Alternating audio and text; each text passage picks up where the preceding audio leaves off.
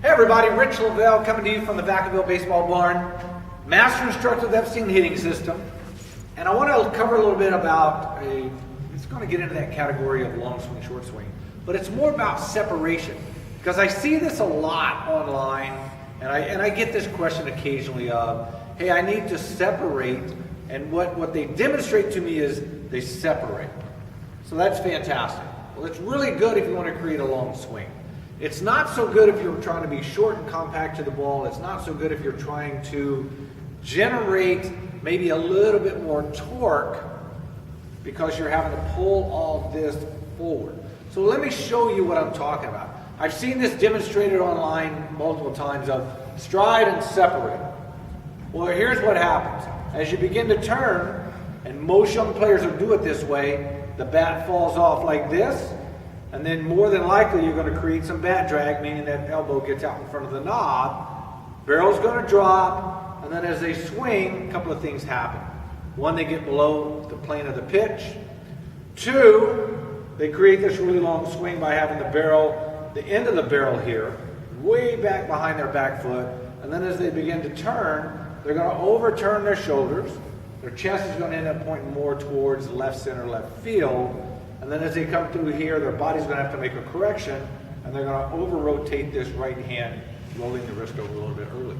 So all of that from a swing clue of separate. If you don't understand what that separation is, just remember this. We swing with two halves of our body. How's that? Swing with our lower half begins first, and then as we turn our lower body through, or as our lower body turns through, it's eventually going to start pulling our upper body through, and my hands need to stay in front of my right chest, right shoulder. My hands get behind here, that's where I start getting into this laying off the barrel. I may not cast too much, but I'm certainly going to get back here and get some separation or disconnect from my body. And then as I turn through, I want to look more like this. So now you can see where my barrel drops down inside my foot. That makes me extremely short to the ball. It also allows me to control the barrel a little better. As I get through here, I'm going to be parallel, and then I can drop that barrel into the zone depending on the location of the pitch. So a much, much better, much more short and compact swing.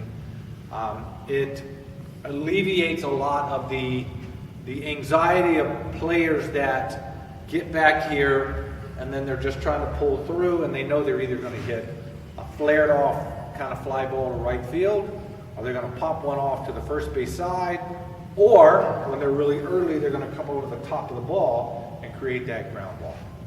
Work on that. Continue trying to shorten your swing. Please don't get into that fallacy of stride and separate, because that creates a lot of problems for you young hitters.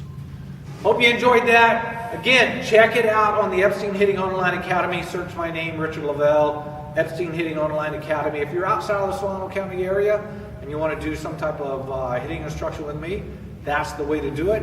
Face to face, come in at the barn, and we'll work on your swing flaws.